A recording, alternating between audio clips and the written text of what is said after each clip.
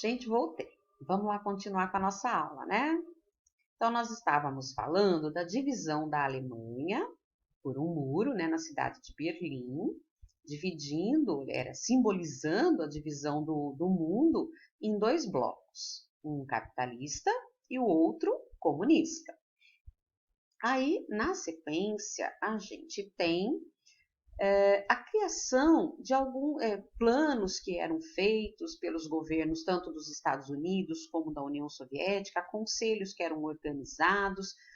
Então, assim, cada vez que um país ou um bloco, um grupo fazia determinada coisa, o outro ia e fazia também. Então, se Estados Unidos criasse uma organização para perseguir os comunistas, a União Soviética ia lá e fazia também, para perseguir os capitalistas. Se fizesse lá uma companhia de espionagem, a União Soviética fazia também. Então, tudo que um país fazia, que um bloco fazia, exclusivamente aí Estados Unidos, né, vamos frisar porque era o líder do capitalismo, do bloco capitalista, a União Soviética, ela também fazia algo semelhante. Então, ela não podia ficar para trás em nada, e a mesma coisa dos Estados Unidos. Se a União Soviética fizesse alguma coisa, Estados Unidos também ia e fazia algo semelhante. Então, sempre eles estavam um correndo atrás do outro para não ficar atrás de nada, para sempre tentar superar aquilo que o outro tinha feito, né? Então, aqui a gente tem, olha, em 1947, a organização do Plano Marshall pelos Estados Unidos. Foi um plano econômico de auxílio aos países europeus, né? Ocidentais, tá? Não os países que estavam aliados à União Soviética, para tentar reduzir possível influência soviética. Então, o que os Estados Unidos pensou? Né? Vamos ajudar os países que estão necessitando de ajuda pós-guerra, porque senão a União Soviética vai e ajuda. E, claro, aquele que recebia a ajuda da União Soviética, ao mesmo tempo, ela passava a exercer uma influência sobre aquele país. Então,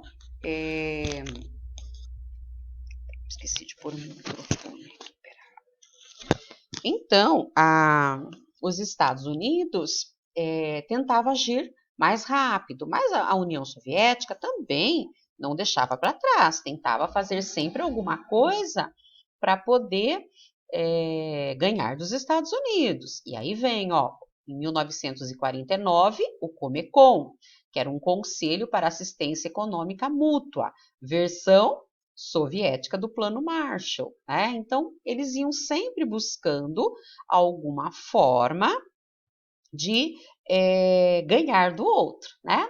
Aí vem a doutrina Truman. Estados Unidos apoiaria as nações livres que desejassem resistir à dominação comunista.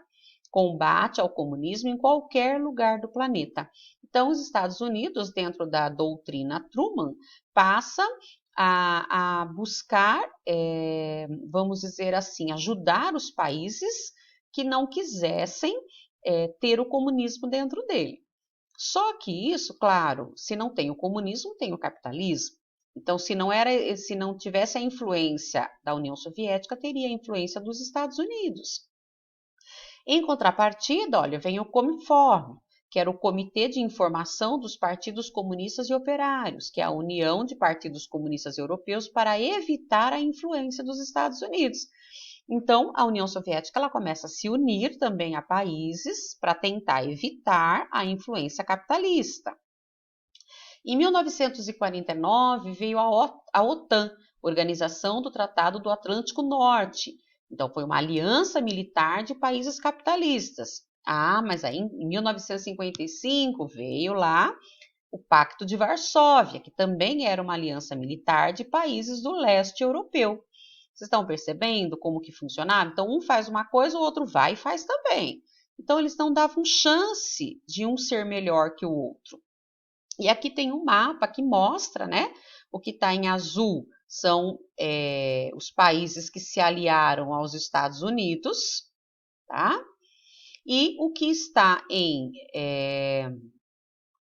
Vermelho são os países que se aliaram à União Soviética e aqui o leste europeu, e nós conseguimos visualizar também aqui a Alemanha dividida, ó. O pedaço da Alemanha que era da União Soviética e em azul o pedaço que estava sob influência capitalista. Bom, aí tem início também uma corrida armamentista, que foi um processo no qual um país buscava armar-se com o intuito de proteger-se do outro, né? Então, ao mesmo tempo que um país sentia-se ameaçado pelo aumento do poder militar do outro, ele investia também em seu aparato de defesa, né? Então, com isso, surge um círculo vicioso, no qual ambos os países se armam em decorrência de desconfiança mútua. Ah, eu acho que o outro está produzindo um míssil, uma bomba, colocavam espiões para vigiar, né, para descobrir se tinha alguma invenção nova, e aí eles faziam também. Então foi uma corrida através de armas poderosas. Estados Unidos já tinha mostrado durante a Segunda Guerra que tinha bomba atômica, né? Então eles começaram a fazer bombas atômicas, os dois blocos, né? Tinham seus mísseis, as suas bombas nucleares. Então realmente era muito difícil tudo isso, né? Porque o risco de uma guerra nuclear era muito grande. Bom, aí a gente tem também a corrida espacial, a tentativa dos dois grupos, né, chegarem ao domínio do espaço. Então, ó, Estados Unidos e União Soviética disputavam poder tanto em armas quanto em tecnologia diversificada, como, por exemplo, os foguetes. Enquanto um país fabricava um foguete para chegar à Lua, o outro preparava outro foguete melhor para levar um homem à Lua, né? Então, a gente tem aqui principais fatos. A União Soviética colocou o primeiro satélite artificial no espaço, em 57. Em 58, Estados Unidos coloca lá o Explorer 1. Né? Ah, não, pera lá, tem ainda aqui, em 57 também, a União Soviética levou a Laika, uma cachorrinha, né, para o espaço. Então, quer dizer, conseguiu comprovar que dava para ir com vida e voltar com vida. A cachorrinha voltou viva. Em 58 vem os Estados Unidos com o Explorer 1. Depois, em 61, a União Soviética levou um homem ao espaço, Yuri Gagarin, e trouxe de volta vivo. Em 69, o homem pisa a Lua definitivamente com Apollo 11, né? Então, a gente vê uma corrida espacial. Aqui a gente tem algumas imagens, né, da Lua, da cachorrinha Laika, né, ó, que foi para a Lua, o homem pisando na Lua. Então, são coisas que entraram para a história, mas que também demonstram, né, essa corrida desesperada dos dois blocos. Bom, aí nós temos algumas guerras que aconteceram, que receberam apoio em alguns momentos da União Soviética, em outros momentos dos Estados Unidos. Na Coreia, houve a guerra de 50 a 53, 2 milhões de pessoas morreram, dividiu a Coreia em duas partes, o norte que se manteve comunista e o sul capitalista, né? Então dividiu o país, a Coreia é dividida até hoje. A guerra do Vietnã, né? Perda de 3 milhões de pessoas, também dividiu o Vietnã do Norte e o Vietnã do Sul, um capitalista e o outro comunista. Aqui tem uma imagem que ficou muito famosa na época e até hoje marca a guerra do Vietnã. Essa menina correndo, né? A gente fala, ai, correndo pelada. Não, ela tá correndo sem roupa, gente, porque o local onde ela morava sofreu um ataque aéreo de bombas de napalm. E essa bomba, ela causa, na explosão, ela é incendiária, ela põe fogo em tudo, né? E a menina teve suas roupas incendiadas, né? Queimou a roupa dela. Então ela arranca tudo e sai correndo, ela tá com o corpo, a maior parte do corpo queimado, ela ainda é viva. Há algum tempo atrás eu vi uma reportagem dela, dando um depoimento desse momento, e ela sobreviveu, mas ela teve queimaduras horríveis na pele. Então, imaginem vocês, né, como foi, quanta gente inocente morrendo e sofrendo por conta de uma briga, né, de poder entre dois blocos, né? O macartismo, Estados Unidos nos anos 50, promoveu a caça às bruxas. Foi o senador Eugene McCarthy que criou lá uma determinação, algumas colocações que determinou a perseguição de pessoas que apoiassem o comunismo. Né? Então, podia ser artistas intelectuais, funcionários de setores governamentais, qualquer pessoa que fosse suspeito, né?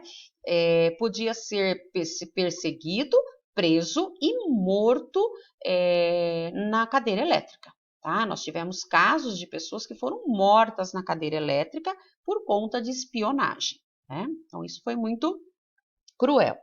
E aí cada país começou a buscar os seus aliados, né? Por exemplo, os Estados Unidos, ele investiu com o Japão. Então, olha, o que ele fez?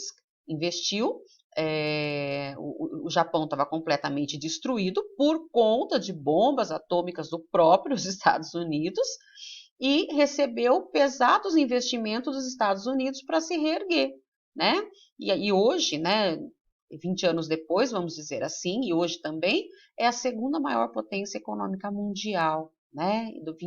20 anos após ser destruído pela guerra. Então, recebeu uma ajuda muito grande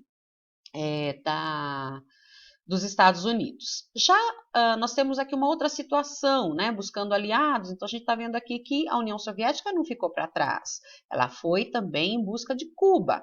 Cuba fica na América, deixa eu ver se eu tenho um mapa que tem, olha, Cuba, né? Aqui a gente tem um pedaço dos Estados Unidos, olha lá, e aqui Cuba.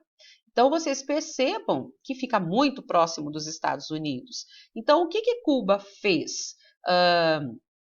Através de apoio, né, aos líderes cubanos que desejavam o comunismo, eles se uniram, né, e dentro de Cuba eles conseguiram colocar uns mísseis que foram instalados, apontados para os Estados Unidos, né?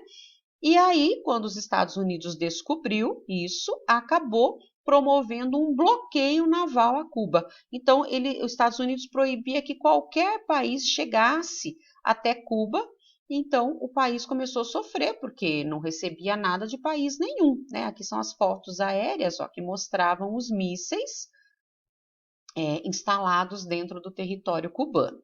Até dentro das negociações, o presidente Kennedy dos Estados Unidos, mais Khrushchev, que era o líder soviético, decidiram entrar num acordo que Estados Unidos tiraria os seus mísseis da Turquia e eles tirariam os mísseis de Cuba. E aí sim chegou ao final esse acontecimento dos mísseis cubanos. Mas durante, gente, toda a Guerra Fria, até o fim da União Soviética, que a gente ainda vai estudar, o que impediu esse embate foi a noção de que qualquer ataque ao inimigo seria imediatamente respondido com um ataque semelhante, garantindo a destruição de ambos. Então, o que a gente tem nesse momento histórico é essa competição, né, ideológica de ideias, comunismo, capitalismo, mas também essa competição, essa busca armamentista de domínio do espaço, de domínio de territórios, de domínio mundial. Né? Então, muitos países sofreram muito nesse momento histórico, né? Com revoluções, com guerras, com invasões comunistas, às vezes com invasões dos países capitalistas que tentavam exercer o seu domínio. Mas o que era certo? Se alguém declarasse guerra para o outro, poderia ser o fim do mundo, porque as armas nucleares eram muitas. Graças a Deus isso não aconteceu. A guerra foi fria. Gente, por hoje é só. Ficamos por aqui e até semana que vem. Tchau, tchau.